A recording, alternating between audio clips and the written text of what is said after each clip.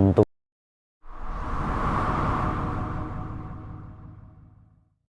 Bismillahirrahmanirrahim. Assalamualaikum warahmatullahi wabarakatuh. Alhamdulillah hamdan katsiran thayyiban mubarakan fih kama yuhibbu rabbuna wa yardah, wassalatu wassalamu ala nabiyyina Muhammadin wa ala alihi wa ashabihi wa man tabi'ahum bi ihsanin ila yaumiddin. Allahumma la sahla illa ma ja'altahu sahla wa anta taj'alul hazna idza syi'ta sahla. Allahumma inna nas'aluka 'ilman nafi'a wa rizqan thayyiba wa 'amalan mutaqabbala, amma ba'd. Kaum muslimin yang dirahmati Allah dimanapun Anda berada, kita bersyukur kepada Allah atas limpahan nikmat yang tiada mungkin untuk kita menghitungnya. Salawat teriring salam semoga senantiasa Allah limpahkan kepada baginda Rasulullah Muhammad sallallahu alaihi wa alihi wasallam. Kaum muslimin yang dirahmati Allah, setiap hari kita membaca surat Al-Fatihah, dan setiap hari tentu kita membaca ayat yang mulia, ayat yang berbunyi Maliki Yaumiddin, yang artinya bahwa Allah lah yang memiliki dan merajai hari pembalasan. Tentu kita sudah hafal ayat ini, tinggal bagaimana penghayatan dan pemaknaan serta aplikasi ayat tersebut dalam kehidupan kita sehari-hari.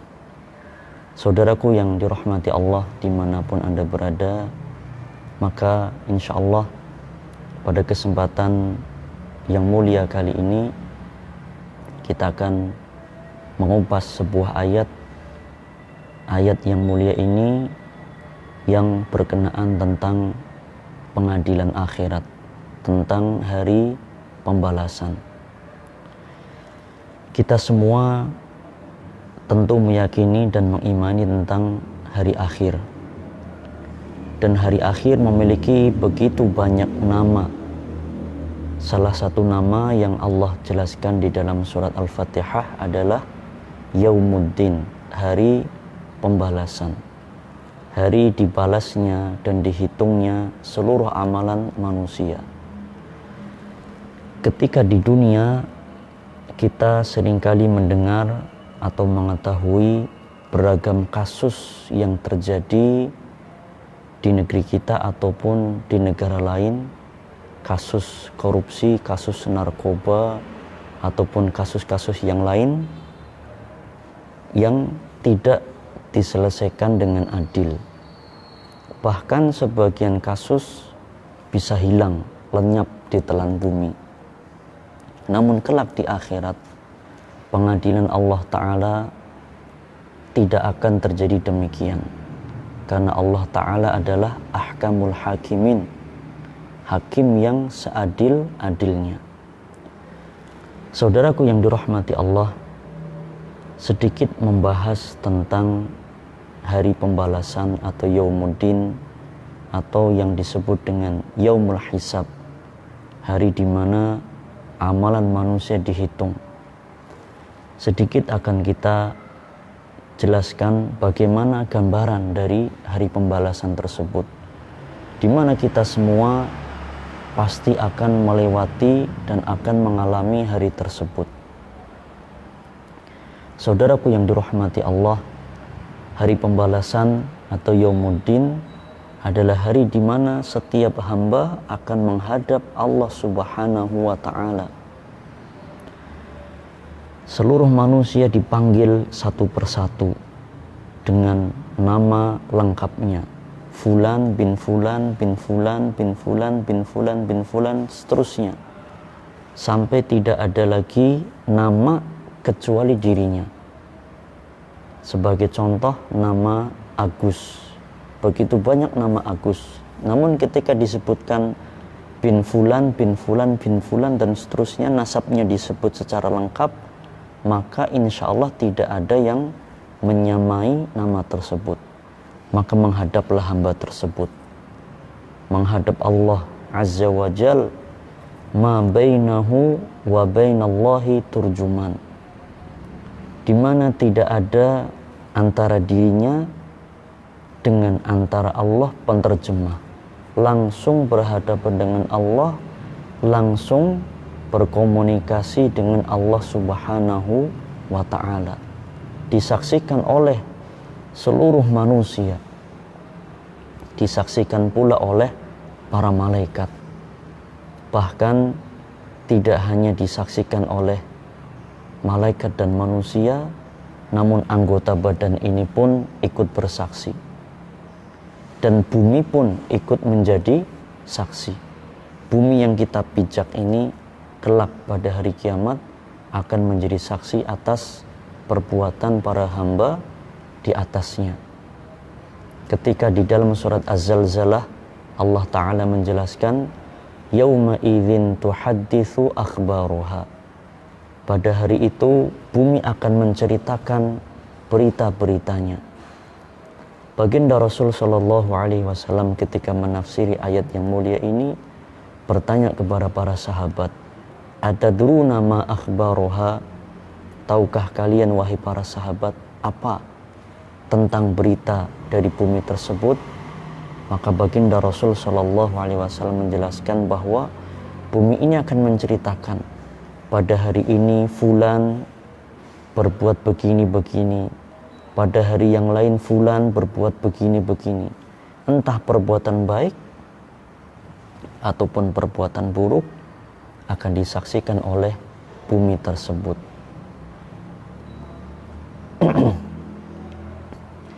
Saudaraku yang dirahmati Allah dimanapun Anda berada, setelah sang hamba ini menghadap Allah Subhanahu wa ta'ala, maka akan mulailah ditanya oleh Allah Subhanahu wa ta'ala.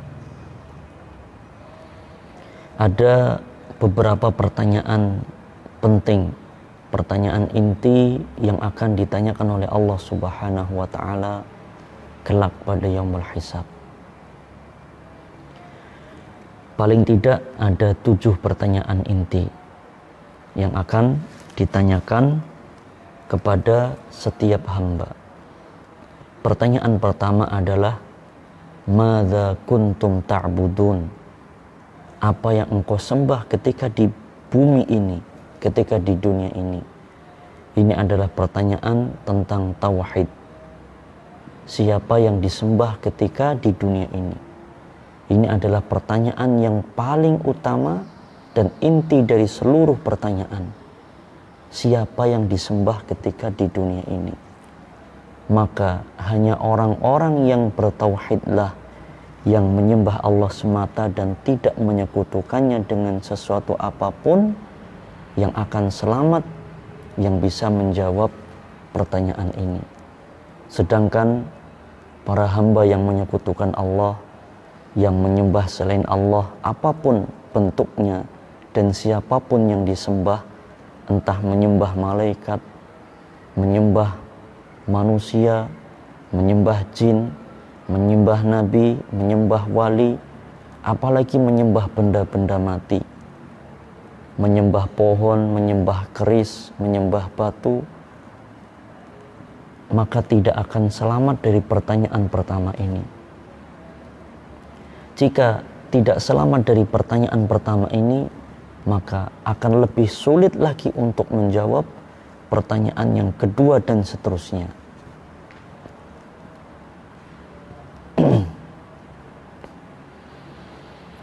Kaum muslimin yang dirahmati Allah dimanapun Anda berada, pertanyaan yang kedua adalah, wa madza ajabtumul mursalin. Setelah ditanya tentang tauhid, maka pertanyaan yang kedua adalah, madza ajabtumul mursalin. Bagaimana kita menjawab seruan para nabi dan rasul? Setiap umat telah diutus oleh Allah seorang utusan, seorang rasul atau seorang nabi kepada mereka. Sang nabi pun akan ditanya bagaimana ketika mereka mengemban risalah tersebut atau kenabian tersebut. Begitu pula umat yang diutus nabi kepada mereka akan ditanya bagaimana mereka menjawab seruan para nabi dan rasul tersebut. Kita sebagai umat akhir zaman, sebagai umat muslim akan ditanya bagaimana kita menjawab seruan baginda Rasul sallallahu alaihi wasallam. Seruan baginda Rasul Muhammad ibn Abdullah sallallahu alaihi wasallam. Apakah kita mempelajari syariat beliau dengan benar ataukah tidak? Apakah kita mengamalkan sunnah-sunnah beliau ataukah tidak? Maka orang-orang yang enggan untuk mempelajari sunnah-sunnah Nabi akan kesulitan untuk, dan orang-orang yang tidak mengamalkan sunnah-sunnah tersebut, tidak mengamalkan ajaran beliau, sekalipun menisbatkan diri sebagai pengikut beliau pun akan kesulitan untuk menjawab pertanyaan ini. Apalagi wal'iyadzubillah, seorang yang mengaku muslim namun membenci syariat Nabi, seorang yang mengaku muslim mencela apalagi memusuhi syariat Nabi Shallallahu Alaihi Wasallam, maka akan kerepotan untuk menjawab pertanyaan yang kedua ini. Maka saudaraku yang dirahmati Allah, ayo mari kita pelajari sunnah-sunnah Nabi, kemudian kita amalkan, kemudian kita ajarkan, kemudian kita bersabar ketika mengajarkan sunnah-sunnah tersebut.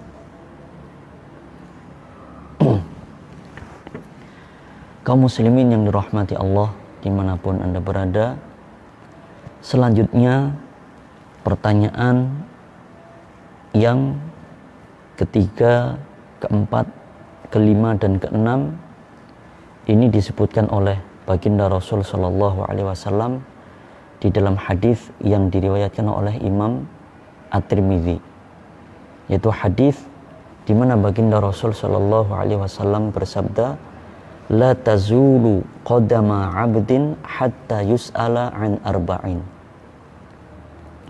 Tidaklah akan bergeser dua kaki seorang hamba dari hadapan Allah kelak pada yaumul hisab sampai mereka ditanya tentang 4 perkara.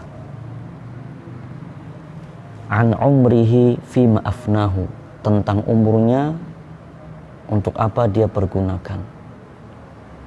Wa an ilmihi madza amila bih, tentang ilmunya bagaimana dia mengamalkannya.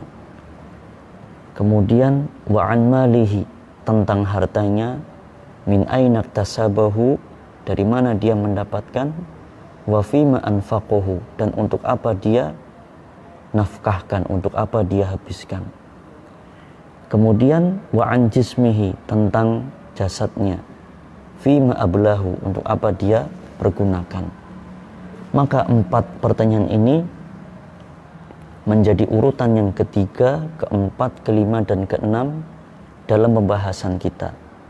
Setelah pertanyaan pertama tentang tauhid dan pertanyaan kedua tentang bagaimana menjawab seruan para nabi dan rasul. Yang ketiga atau yang pertama dari hadis tersebut adalah an umrihi, tentang umur, fima afnahu, untuk apa dihabiskan. Saudaraku yang dirahmati Allah,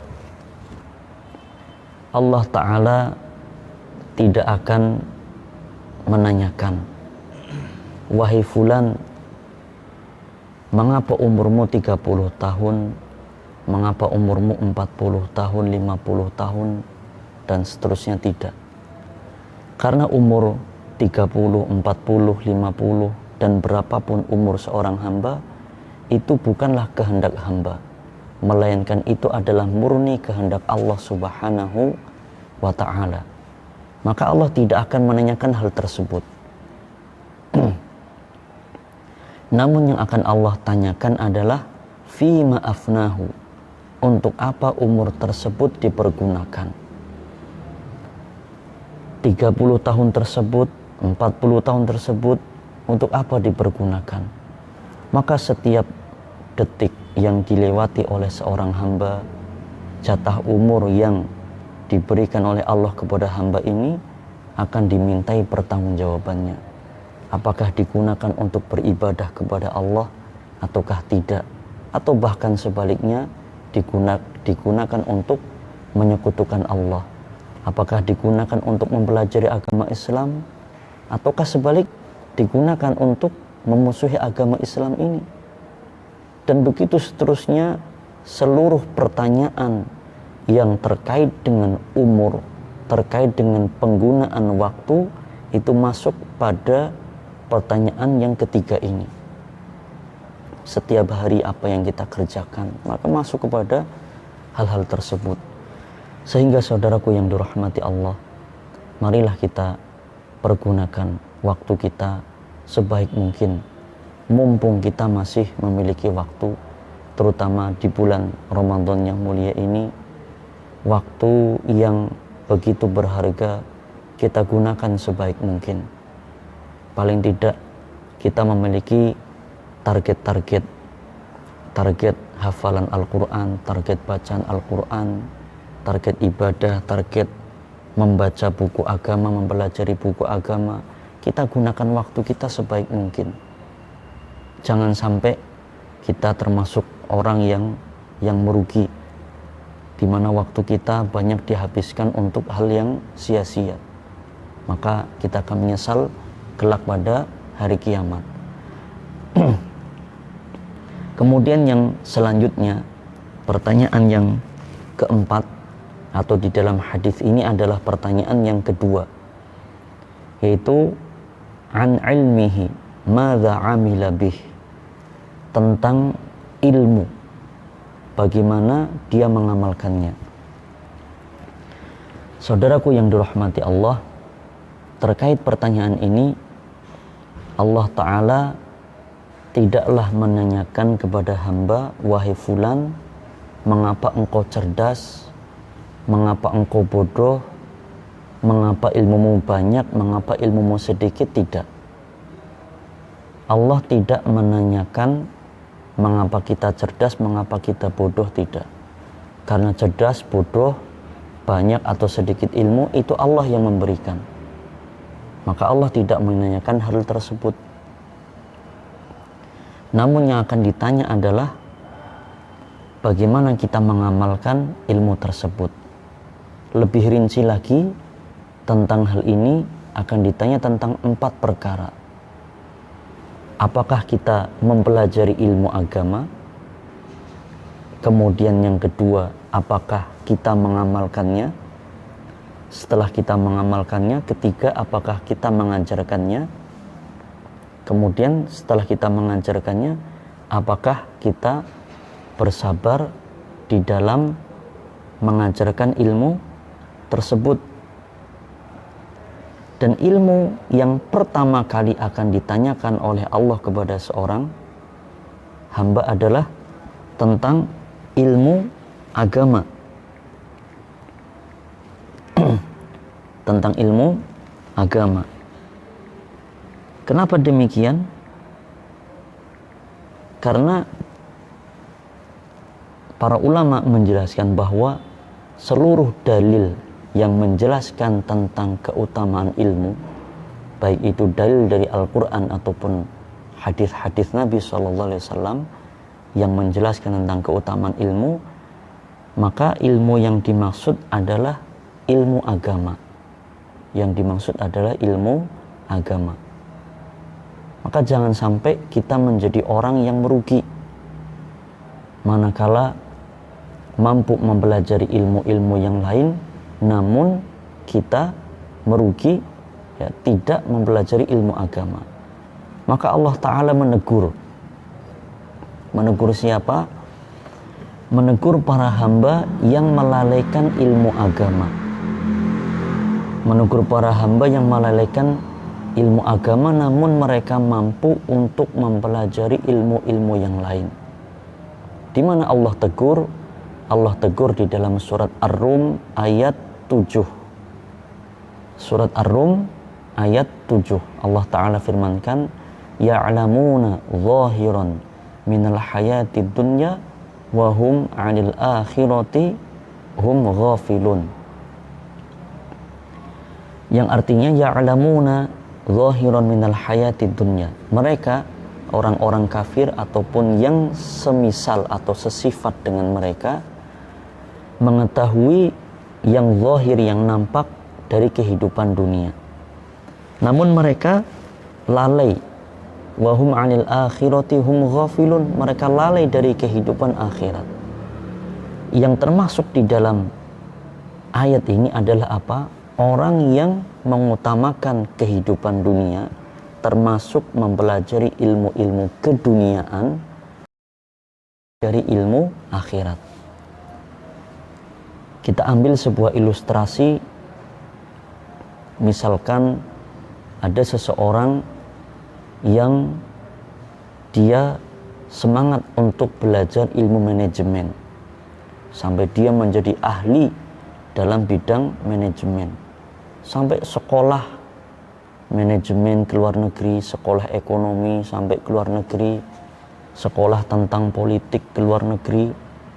Namun ternyata subhanallah, doa masuk masjid tidak hafal, doa ketika hujan turun tidak tahu, membaca Al-Quran tidak bisa.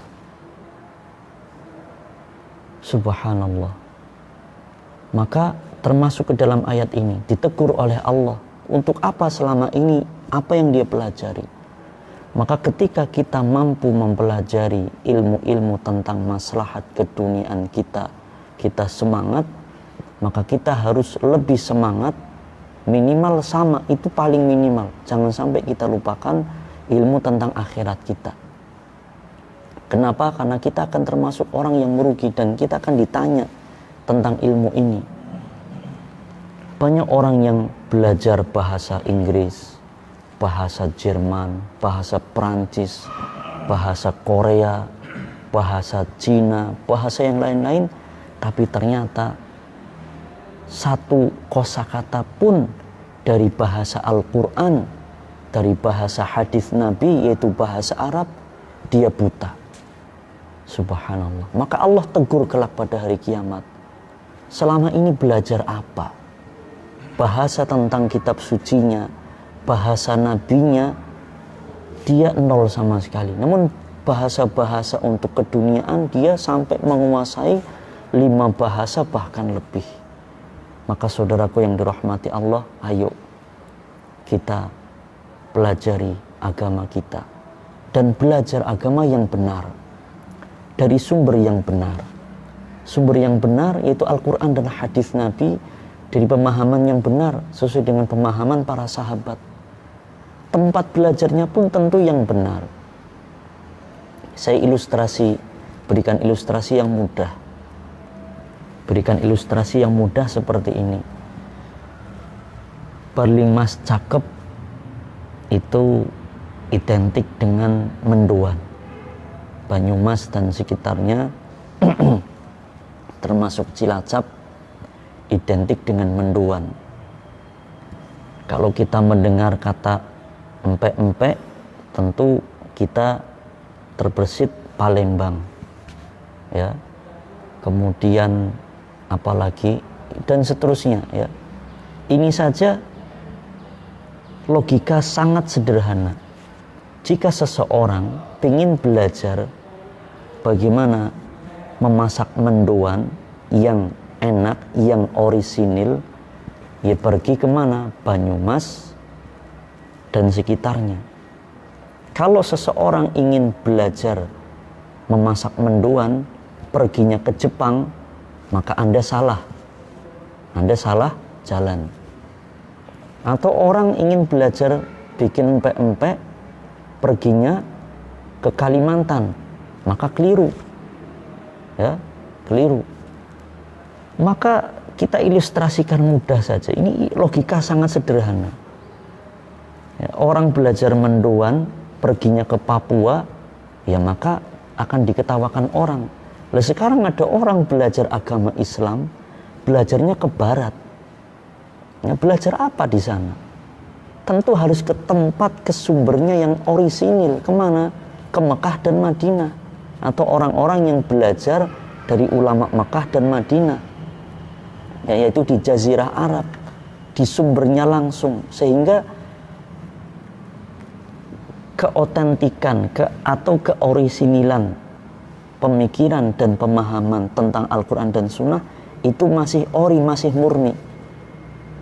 Kalau kita belajar bikin mendoan dari Jepang, maka nggak tahu rasa mendoannya seperti apa. Maka kalau orang belajar Islam dari musuh-musuh Islam, dari orang-orang Barat, dari para orientalis, maka sudah tidak kita ragukan lagi bagaimana pemahaman mereka. Ya, ini hari ini kita diuji dengan pemahaman yang ya perlu diluruskan. Kenapa? Karena banyak orang belajar Islam tetapi bukan dari sumber yang orisinil, ya, bukan dari orang-orang yang mempelajari Islam untuk diamalkan, tetapi mempelajari Islam dari orang-orang yang ingin mengkritisi agama Islam itu. Dan ini akan ditanya oleh Allah kelak pada hari kiamat. Kita belajar Islam ataukah tidak? Dan kita akan ditanya, dari mana kita belajar agama Islam? Apakah dari sumber yang benar atau tidak? Dan kita akan ditanya pula, tujuan kita mempelajari Islam untuk apa? Untuk mengutak-atik ayat, untuk mengutak-atik dalil, atau untuk mengamalkannya? Karena hari ini banyak orang yang mempelajari Islam untuk merubah-rubah agama Islam itu sendiri. Wal'iyadzubillah. Saudaraku yang dirahmati Allah, selanjutnya pertanyaan yang kelima atau di dalam hadis ini adalah pertanyaan ketiga. Wa'an malihi, tentang harta. Tentang harta ada dua pertanyaan utama. Min ainak tasabahu, dari mana dia mendapatkan harta tersebut? Apakah dari jalan yang halal ataukah sebaliknya? Dan selanjutnya wa fima anfaqahu, untuk apa dia nafkahkan? Allah Ta'ala tidak menanyakan, wahai fulan, mengapa engkau kaya, mengapa engkau miskin, mengapa hartamu banyak, mengapa hartamu sedikit. Tidak. Karena harta itu Allah yang memberikan, sehingga Allah tidak menanyai berapa jumlah harta kita, tidak. Namun yang akan Allah tanya, dari mana kita mendapatkannya.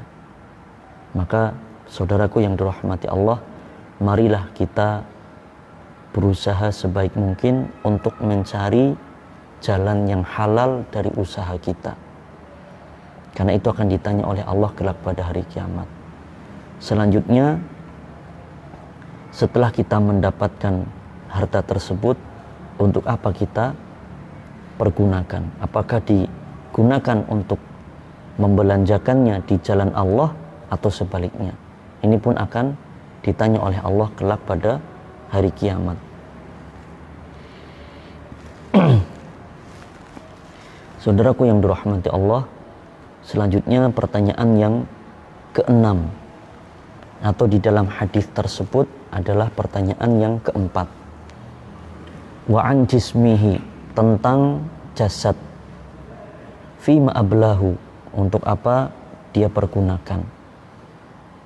Jasad itu apa? Yaitu seluruh badan kita ini, mata, telinga, hidung, mulut, kedua tangan, kedua kaki, kemaluan, seluruh tubuh kita.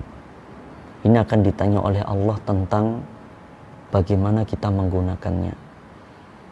Allah tidak akan menanyai seorang hamba, wahai fulan, mengapa engkau cacat, mengapa engkau sehat, mengapa fisikmu sempurna, mengapa fisikmu ada kekurangan? Tidak. Allah tidak menanyai hal tersebut. Kenapa? Karena hal tersebut Allah yang memberikan. Maka Allah tidak menanyai hal itu. Yang akan ditanya adalah bagaimana usaha hamba setelah diberikan jasa tersebut. Mata kita untuk apa kita gunakan? Untuk melihat yang baik ataukah sebaliknya? Telinga kita, lisan kita, kedua tangan kita, kaki kita, semua akan ditanya untuk apa kita pergunakan. Satu contoh saja, lisan ini akan ditanya. Setiap huruf yang diucapkan oleh seorang hamba itu akan ditanya. Di dalam surat Qaf ayat 18 Allah Ta'ala menjelaskan, ma yalfidhu min qawlin illa ladaihi raqibun atid. Tiada satu huruf pun yang diucapkan oleh lisan kecuali ada malaikat yang hadir dan mencatatnya. Jika lisan itu satu huruf saja yang keluar, pasti catat, ditulis oleh para malaikat. Jika ucapan itu baik, akan ditulis oleh malaikat sebelah kanan. Jika ucapan itu buruk, akan ditulis oleh malaikat sebelah kiri. Maka begitu pula dengan anggota badan yang lain. Mata, telinga, seluruhnya akan dimintai pertanggungjawaban kelak pada hari kiamat. Saudaraku yang dirahmati Allah, dimanapun Anda berada, pertanyaan yang ketujuh atau yang terakhir dari 7 pertanyaan inti kelak pada pengadilan akhirat adalah pertanyaan tentang nikmat. Pertanyaan tentang seluruh nikmat yang telah Allah berikan kepada kita. Hal ini Allah jelaskan di dalam surat At-Takatsur, surat yang kita semua menghafalnya. Di akhir surat, yaitu di ayat yang ke-8, Allah Ta'ala firmankan, "Tsumma latus'alunna yauma idzin 'anin na'im." Kemudian sungguh kalian wahai manusia akan ditanyai tentang seluruh nikmat.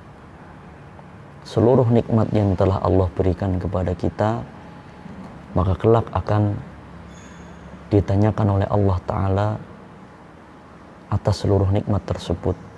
Nikmat sehat, nikmat keamanan, nikmat diberikan keimanan, nikmat bisa berkeluarga, nikmat diberikan anak, seluruh nikmat yang kecil ataupun yang besar, nikmat yang kita sadari ataupun yang tidak kita sadari, semuanya akan ditanyakan oleh Allah kelak pada hari kiamat. Ini adalah 7 pertanyaan inti yang kelak akan ditanyakan oleh Allah pada hari kiamat, di mana tidak ada penterjemah antara seorang hamba dengan Allah Subhanahu wa Ta'ala, dan bahkan kondisi hari itu manusia bisa jadi ya, yang akan menjawab bukan hanyalah lisan ini, namun yang akan menjawab adalah anggota badan. Di dalam surat Yasin ayat 65 Allah Ta'ala menjelaskan, al-yawma nakhtimu ala afwahihim wa tukallimuna aydihim wa tashhadu arjuluhum bima kanu yaksibun.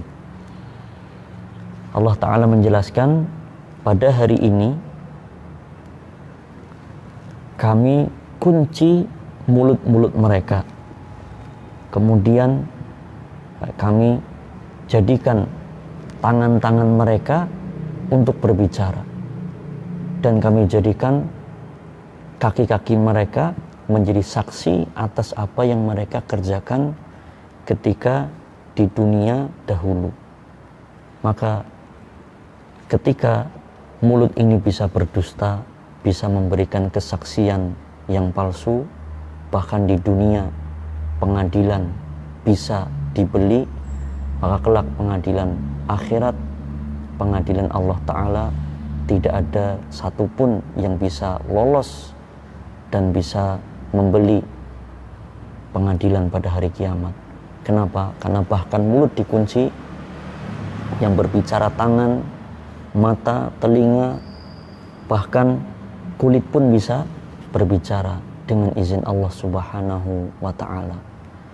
Saudaraku yang dirahmati Allah, inilah sekelumit gambaran dari yaumul hisab dan pertanyaan inti pada yaumul hisab kelak pada hari kiamat. Marilah kita berlomba-lomba untuk meraih amal soleh dan ketakwaan sebanyak mungkin sebagai bekal kita kelak untuk bisa menjawab pertanyaan-pertanyaan Allah pada hari kiamat. Semoga yang sedikit ini bisa diambil manfaatnya. Mohon maaf atas segala kekurangan. Saya akhiri, subhanakallahumma bihamdik, asyhadu an la ilaha illa anta, astaghfiruka wa atubu ilaik. Wa sallallahu ala nabiyyina Muhammadin. Wassalamualaikum warahmatullahi wabarakatuh.